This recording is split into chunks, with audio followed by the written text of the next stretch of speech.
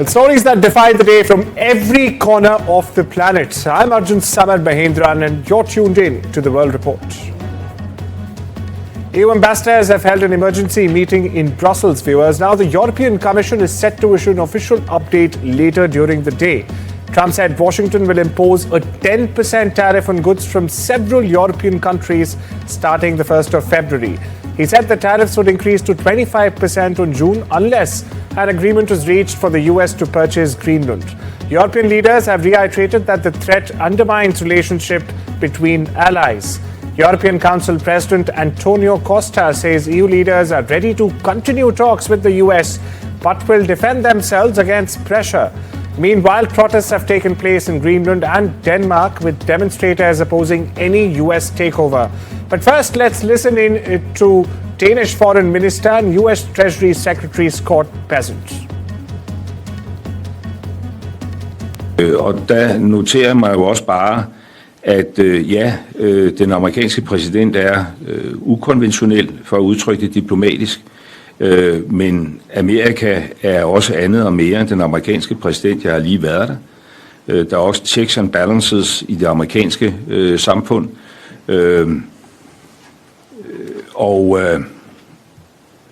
Og det giver mig sådan set en tro på, at når vi står sammen, og når vi er i stand til at forklare, hvad der står på spil, og det er jo ikke kun for Europa, der er ting på spil, der er også store ting på spil for USA, så skal vi også komme igennem det her. Altså, det er man jo nødt til at tro på, og det er man jo nødt til at arbejde for.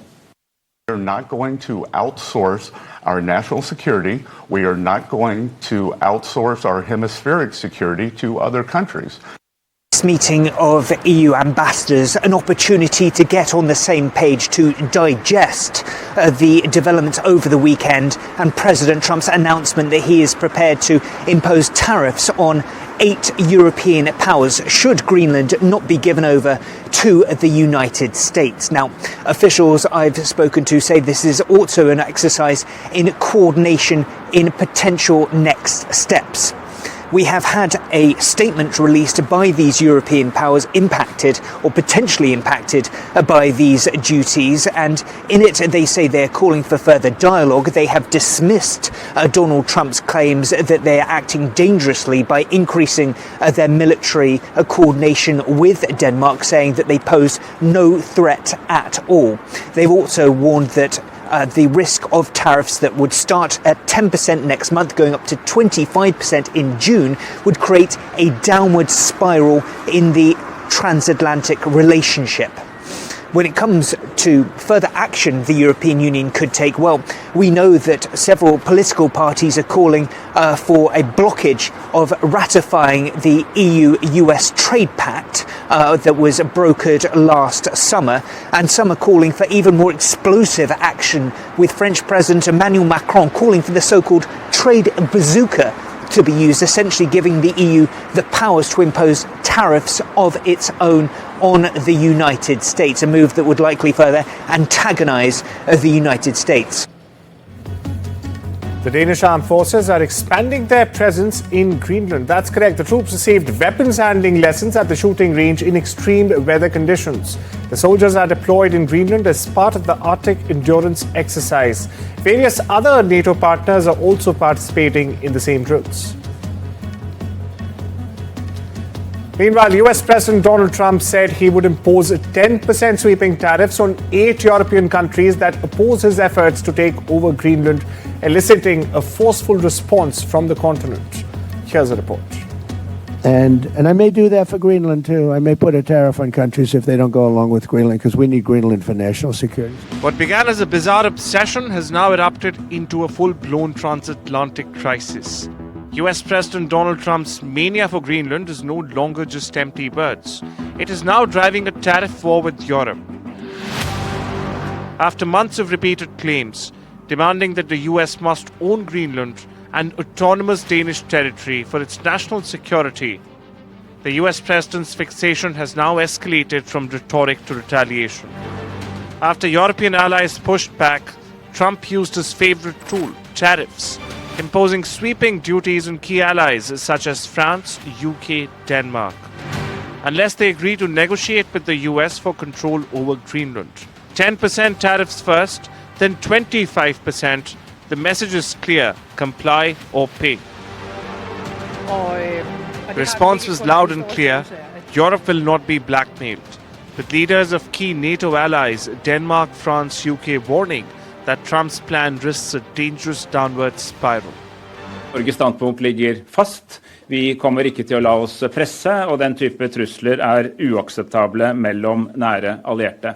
Volevo dirvi che la previsione di un aumento dei dazi nei confronti di quelle nazioni che hanno scelto di contribuire alla sicurezza della Groenlandia, secondo me è un errore. Thousands have taken to the streets across Denmark, Greenland and Europe, protesting against Trump's plans. Europe is already considering retaliatory action, with France leading the charge. French President Emmanuel Macron is pushing for EU's trade bazooka, or the anti-coercion instrument, a tool that would allow Europe to impose sweeping tariffs on the US, restrict American investment and retaliate across multiple sectors. Greenland has become the trigger, but the stakes are far bigger. With threats and coercion replacing diplomacy, the big question is, will NATO alliance survive Trump's mayhem, and at what cost? With Disha Bagchi, NDTV Bureau Report. We now take you to Europe, where global tensions and diplomacy are all set to collide in the Swiss Alps. This as US President Donald Trump will be at the World Economic Forum in Davos, leading the largest ever American delegation. What's more, a historic church has in fact been converted into the US House to host Team Trump. NDTV's top editors, meanwhile, are also in Davos to cover this big global event. Here is NDTV Profit's managing editor Tamanna Imandar's report. A spirit of dialogue, that's the theme for this year's edition of the World Economic Forum in Davos, Switzerland. And the man leading the spirit of dialogue will be the US President Donald Trump. Trump is leading the US delegation, its size unprecedented for this global forum. With cabinet secretaries, senior officials and key advisors in tow, Washington's presence is being felt across the snowy streets of Davos. An old 19th century church on Davos's main promenade has been transformed into the USA House for the week, a venue where Trump officials will meet business leaders, host events and bilateral talks amid the forum. The USA House is probably going to be the center of attention for the next few days, with the visit of President Donald Trump possibly going to be the highlight of the entire WEF event this year in Davos. Now, the USA House has been built in a church. This is the old English church, and it's quite interesting that this is where the USA House will sit. Looking at what is happening in geopolitics right now, and especially in Europe, the presence of the USA House becomes that much more interesting. But beneath the hubbub of summit activities lies a deepening geopolitical dispute. On the eve of the forum, the US president ignited controversy with a bold trade move, threatening tariffs on several European allies over their refusal to agree to US demands on Greenland. In a social media statement, Trump announced that beginning February 1st, a 10% tariff will be applied to imports from 8 European nations, including Denmark, France, Germany and UK, and others, unless a deal is reached for what he calls the complete purchase of Greenland. The tariffs could rise to 25% by June if talks stall. The response in Europe was swift. Leaders have condemned the tariff threat as an economic coercion, warning that it could undermine transatlantic partnership and NATO unity. Across Copenhagen and beyond, hands-off Greenland protests have drawn thousands, calling for the island's independence and opposing US pressure. As leaders gather in Davos under the banner of dialogue and cooperation, these tariff threats and territorial tensions cast a long shadow over global trade talks and security discussions. More than ever, all eyes are on Davos to see whether diplomacy can bridge these divides.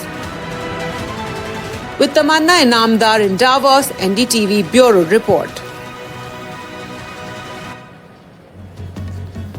We now take you to the Middle East, where a diplomatic invite could very well place India at the very heart of Gaza's next chapter. That's correct. US President Donald Trump has formally invited India to join his newly announced Board of Peace for Gaza. Now, it's a powerful body meant to oversee the territory's transition after war. The invitation is real, but New Delhi's answer, well, it's still pending. Meanwhile, here's a report.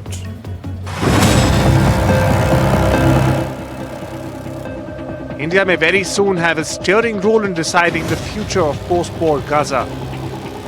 US President Donald Trump has written directly to Prime Minister Narendra Modi, inviting India to be a part of the Board of Peace for Gaza. It's a select group of nations and global figures tasked with supervising Gaza's temporary governance and rebuilding phase.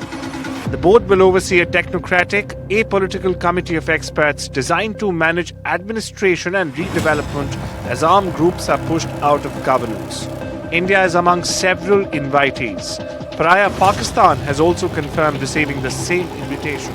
High-profile names linked to the board include former UK Prime Minister Tony Blair and World Bank President Ajay Banga, with Donald Trump himself set to chair the body. Sources say India has the invitation in hand, but no formal response yet. The moment carries weight. In October, Prime Minister Modi publicly welcomed the first phase of Trump's Gaza peace plan, signaling cautious alignment. Now the question is whether India steps in or stays out as Gaza's transition takes shape. It will be a decision with diplomatic reach and global resonance, and one that puts India in the spotlight. Whether New Delhi joins or declines, the choice will be closely watched well beyond Gaza.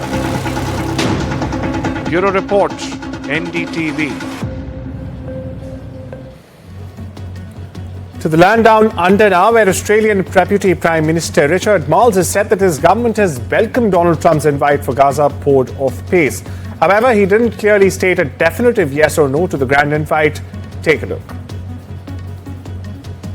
Oh, well, we are in discussions with the United States about this invitation. We very much welcome the invitation, but we'll work through it and talk with the US about what it entails and what it means. We need to see the parties in the Middle East work with this peace arrangement, because we need to see an end to the conflict. We need to see humanitarian assistance brought forward, and we need to see that part of the world rebuilt.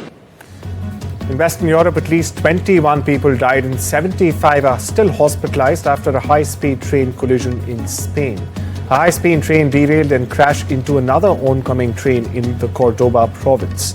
The tail end of the trains between Malaga and Madrid, carrying some 300 passengers, went off the rails near the province. A 27-year-old driver of the train, the one that was stuck, was among the dead. Currently, it is unclear how fast the train was moving and when did it derail. We get you more. In Adamuf, the village nearest to the train crash site, the emergency services are basically recovering bodies from the crash. The crash happened at around 8 o'clock on Sunday evening. Two trains collided, and at the moment there are at least 21 people confirmed dead, but the authorities expect the number to rise. The Spanish Transport Minister, Oscar Puentes, said that it was a truly strange accident. Shifting our focus to Southeast Asia, where nearly thousands of Iranians living in Japan took to the streets of Tokyo on Sunday to protest against Iran's crackdown on protesters.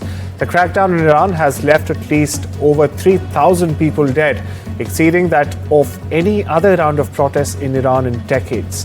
Meanwhile, listen in to some of the protesters protesting in Japan. Past like 6 or 7, 8 p.m. the people would start protesting and they would start mass shooting people.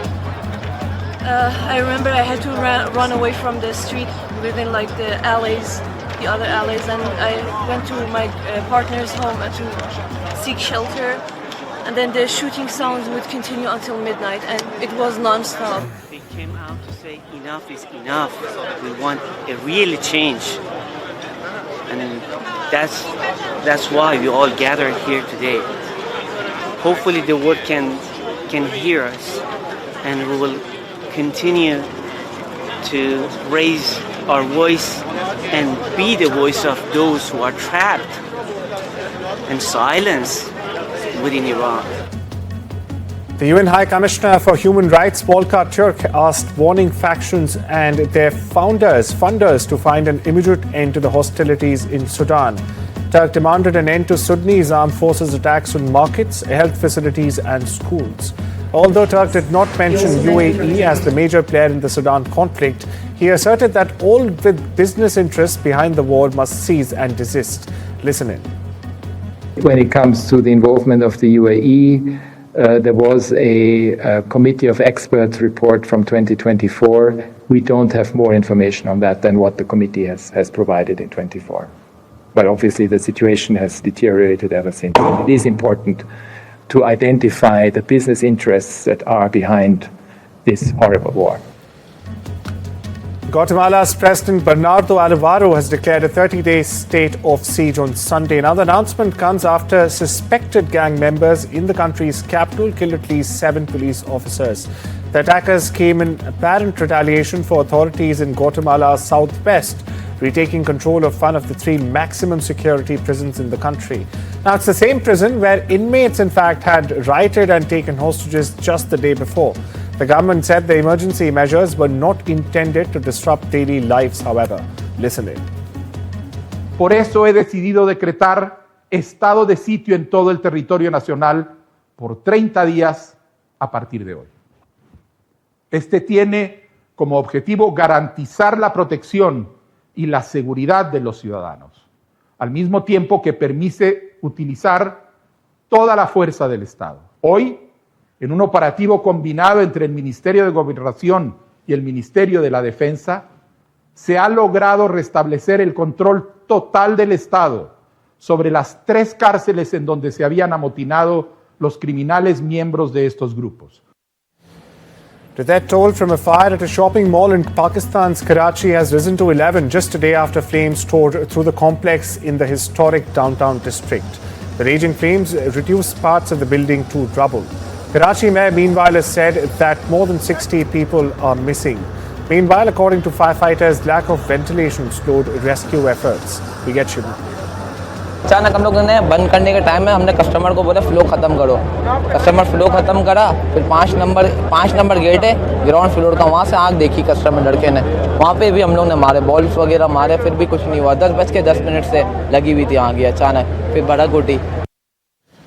Over to Latin America, where wildfires raging across central and southern Chile on Sunday left at least 15 people dead. The flames scorched thousands of acres of forest and destroyed scores of homes together.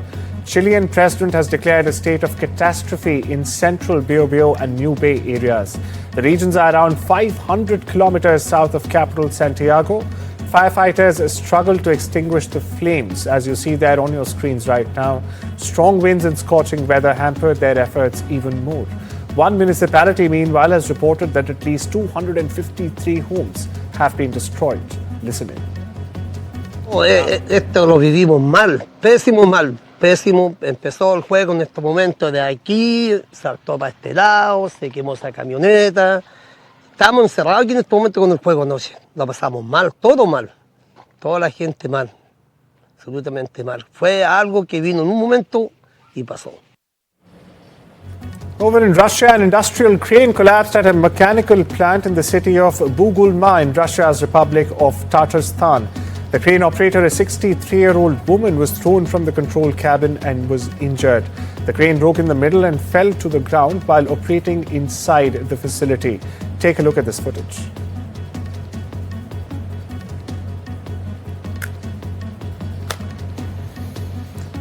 And with that, it's time we step into a short break, viewers. Much more lined up on the other side. Needless to say, don't you go anywhere.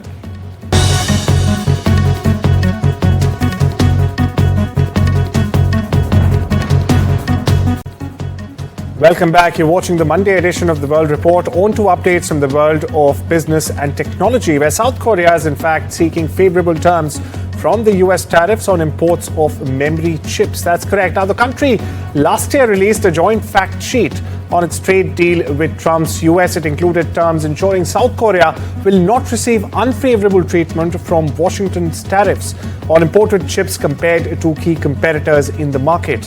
However, South Korea's trade minister earlier said US tariffs on advanced computing chips would have a limited impact on South Korean companies. China's economy grew 5% in 2025, buoyed by strong exports despite Trump's tariffs. Now, the growth hit official target as record exports helped the economy withstand weak domestic demand. Beijing has had a set of growth targets of 5% for 2025, even as it struggles to revive consumer spending. Although annual target was achieved, economic momentum very importantly weakened towards the end of the year. Growth slowed to 4.5% in the final quarter, which is very important compared to the 3 quarters earlier in the year. Celebrities and athletes alike flocked to the Emporio Armani store in Milan. Now, the store event focused on the upcoming Milano Cortina 2026 Winter Olympics and Paralympics. Stars included Haror Fall, Amanda Campana, Jean Gallagher, Aurora Ramnazzi, and many more. The event also celebrated Emporio Armani's role as the official outfitter for the Italian Olympic and Paralympic team. Not only this, the event also showcased Olympic-inspired collections and, of course, merchandise. We get you more. I think this determination, elegance, and it's a really common point with sports. So for this, we love Giorgio Armani. We take you back to the US, where a Miami Beach nightclub is now facing immense backlash after a viral video. This video surfaced shows a group of infamous YouTubers dancing to an anti-Semitic song by Kanye West. Now, the group included the notorious media personality Andrew Tate and his brother dancing to the song praising Hitler. The club Vendome has since issued an apology, calling the incident deeply offensive. Jewish organizations and social media users condemned the footage, and of course, the club says an internal investigation is underway.